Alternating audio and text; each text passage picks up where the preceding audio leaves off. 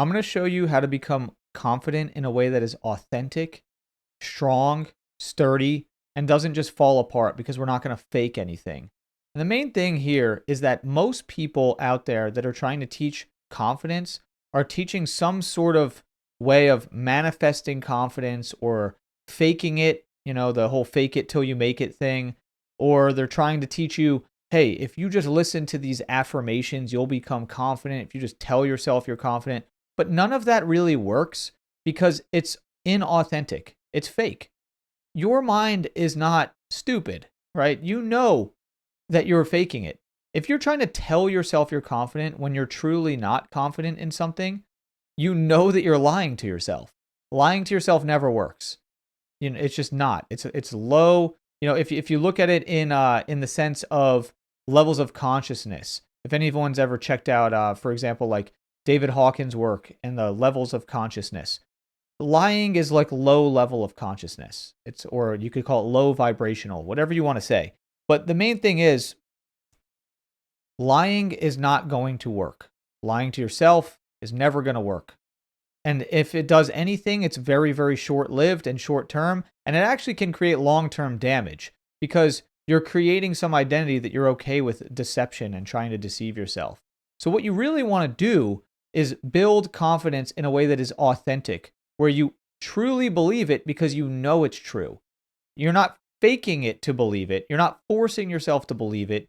You're not lying to yourself until you believe it. You're actually believing it the entire time because you know it's true and you're operating from a place of authenticity. That's what I'm going to teach you how to do here. So I wanted to be very clear with that because there's so much out there that's telling you, oh, yeah, like we're going to help you learn confidence and all that. No, there's only one real way to do this that I believe truly works. And that is if you get to the level where you are actually doing work in an identity basis, an identity level of confidence. So I'm going to break it down for you using something here that is called the logical levels of change, or sometimes just called the logical levels. So this is in NLP, neuro-linguistic programming, where we use this. And so basically what you have here are the different ways that change can happen, the different things that can affect change. So at the lowest level here is the environment. And at the highest level, it's our purpose and our spiritual connection. Sometimes when you see the logical levels of change, they'll leave the spirituality and purpose section off. And I think that's because a lot of people in NLP don't want to have spirituality tied into it. But I think that's honestly a mistake because the reality is, like, our connection beyond ourselves, beyond our own personal identity, is probably the most important thing. It guides us so much. If you talk to anybody who has a spiritual connection, that is like top tier for them. And even people that I've met who are not, let's say they're an atheist and they do not believe in anything spiritual, they still have a connection beyond their own identity. They typically have a connection to some kind of purpose. Maybe they're an atheist, but they have this purpose of, like, they care about I don't know, cleaning up the ocean or something like that. There's some purpose or there's some mission of helping people or something that is beyond themselves that they are connected to, that is affecting their behavior, and it does affect change for them and does give them some value. So I find that even people who are non-spiritual have a sort of connection that they have beyond themselves. And so you can even still call that a spiritual connection if you want. But anyway, let's break it down here. So if you go down to environment is going to be like the where, the when. This is things like if you're trying to affect change, there's some things that can happen in your environment that you can change. There's behavior, the way that you choose to behave. Capabilities and skills are going to be related to, like, what you know and how you do things. Belief and values are going to be what you actually believe at your core. And these things will affect your levels of confidence as well. And then identity, what you believe about yourself, who you actually are. So the thing is, if you are trying to just do the classic manifestations or affirmations or all this stuff, you're really just working at the environmental and behavioral levels, which is not going to be sustainable a lot of the time to actually create lasting change. Because if your identity is that you do not feel confident and you're not a confident person, well, then what's going to happen? You're going to try to do things at the behavioral level and it's not going to stick. It's just not. And that's just the way that this works. So we don't need to look at that anymore. I just wanted to show that there so that you understood what I was talking about. And so if you really want to have big, big changes in your life, if you really want lasting change that's going to lead to you actually being confident, then you have to start getting up to that identity level. Now, if you want to be confident in a specific thing, like let's say you're in a newer career path, you can't substitute actual capabilities and skills. So that is part of the logical levels above behavior is capabilities and skills. So if you're trying to be confident in, let's say you're trying to be confident in your new career path presenting to clients. I remember this specifically for me, right? I was working in a career where I remember early on, I was pretty good at what I did, but I had to speak in front of clients that were way more experienced than me. Like some of these people were like C-level executives that were in their 40s and 50s, and I was like 23. And it was pretty intimidating. Like I was thinking like already they're going to be looking at me like, who is this kid and what is he talking about and why should I even listen to him? Right? I immediately had this like nervousness presenting to these people. And to be fair, I was pretty inexperienced. So I did have some level of confidence, but not really enough. So the only way to build that was to build my capabilities and skills and get some repetition. So there was a level of nervousness that there was no way to overcome at first because I didn't have the skill set yet. But after I started to acquire the skill set in my field, after a few months of really getting good at what I did, well, the capabilities and skills was there. I had the skill set. Sure, did my presenting skills need work? Of course, and that can improve over time. So you can get pretty far with capabilities and skills. So I do want to be clear on that. You're not going to be able to be confident in something if you don't have the capabilities and skills. Like, for example, NLP. I have a certification. I'm a certified NLP master. I also have certifications in life coaching. Now, if I just didn't have that and I decided to make a video about NLP and I had only just recently learned about it, I'm just not going to have the confidence because I don't have the skills yet. So you do have to have skills, right? Like you can't just you can't just become confident if you don't have skills in what it is that you're trying to be confident at. Now, with things like public speaking, let's say, if you're speaking on a topic that you do have skills in, but you're not confident as a public speaker, that's a different story because then that starts to go to the identity level. So I do want to be clear on that. You do have to have skills and capabilities in whatever it is that you're trying to have this confidence in. But if you do have some of those skills and capabilities, and it doesn't mean you need to be the best in the world to have confidence. You just have to be better than other people at it to be able to have confidence in it. But if you do have the capabilities and skills, then we work on identity. So let's do it. How do we get this confidence that's beyond just simple affirmations, behaviors, the things we talked about earlier? Well, you're going to use a neuro-linguistic programming technique, an NLP technique. And this is not going to be some super complicated one. This is going to be a technique that I'm going to call using the ideal self, using your ideal self. And what that is that you're going to develop what your ideal self is that has this confidence that you're looking for.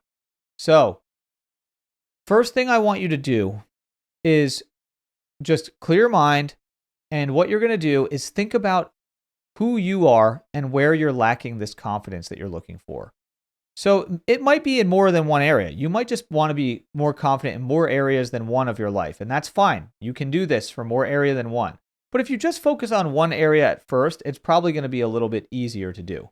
So what you're going to do is think about this area of your life and how you feel around it. And just start to really think about it. Think about it. Maybe I'm going to use an example here of public speaking and presenting to your team. I'm going to use this as, let's say, I'm going to use this as from the standpoint of you're a manager and you have to speak to your team with confidence and you're feeling nervous whenever you have to talk to your team publicly. But you know that you're good at what you do. You have the skills. You know that there's value that you can add and you're confident in that, but you don't have confidence in being a leader to them, and maybe you're new to management. So I'm going to use that as my example. So picture a time that you're speaking to them and how you're feeling and what's going on in your body, and really just experience it. Okay, do you feel a sensation in a certain part of your body? What thoughts are coming to you? Are you hearing anything? Are you hearing any thoughts? Are you hearing any words come through? Are you feeling anything in a certain part of your body, maybe in your chest, different part of your body, tension in your neck, something like that? And also, what are you seeing? What is visual? How does the image appear to you? And what's going on? And then as that happens, start to think about, what are you believing that's happening? What do you think about yourself? So after you've experienced all of it, step out of the image and see it from a third party and think about, well, what do I think about that person? What are my values, right? What am I thinking there? And what does that person believe about themselves? Is that person actually confident? What's going on there? And so think about all that stuff. And then what I want you to do is I want you to actually consider, what would that person need to be truly confident? What would they need to believe? So what I want you to do now is think about, what do I believe about myself currently? Do I believe that I'm a good public speaker? Do I believe that I'm confident at speaking to my team and managing them? And the answer is probably going to be no in this case for this person, because they're not feeling confident. But still, go through the exercise and see, what do I actually believe? Now, what I want you to do is imagine times where you were confident in different situations. And think about what the experiences are of those memories. Is it as bright? Is it as loud? What's the feeling there? Make those really bright. Make those really bright in front of you and experience those. And know that you actually have had moments of confidence and success and strength and all of the qualities that you're looking for in this other context. You have had this. You are these things. This is you. You've had real experiences. So maybe in a different context, maybe you have a hobby that you're really good at. Maybe you help your friends with martial arts. Let's say, maybe you teach them, maybe you've taught some friends martial arts, let's just say, or you've taught somebody how to work out or something, and you're confident in that. You've done really well with that. Well, picture those experiences. You are confident. You are a confident person in certain contexts, maybe just not in this context. So now what I want you to do is know that you've experienced these qualities and you are these things. This is not lying. This is true. You are, and you have experienced this. Maybe not in this one context, but you've experienced it in this other context. And so now what you can do is picture the ideal you, the self that is fully confident in this context. They have achieved it. They're cool, calm, and collected. They're really great at managing the team. People respect this version of you. And it's the you that has achieved this level of confidence fully. And maybe this you has those qualities from those other experiences that we talked about, and they've translated it to this context. And it's not about what they do. It's about who they are at the identity level, what this ideal you believes about themselves to be true and has experienced, and the values and beliefs that they hold, that they embody. Really experience this person and see them. And now step into this person, step into it, and really experience it and feel it, and know that this is you. This is your qualities that have made up this confident version of yourself. And now, while in this feeling, picture yourself speaking to your team, and you will actually feel the true confidence and see yourself doing it in a good job, doing a good job with it in a future position. Future pace it. Think of actual scenarios of you being in this managerial position and talking to your team and doing all that, or whatever position it is that you're using here. I just use that as the example. Really experience it, and you're going to feel actually different as you do this.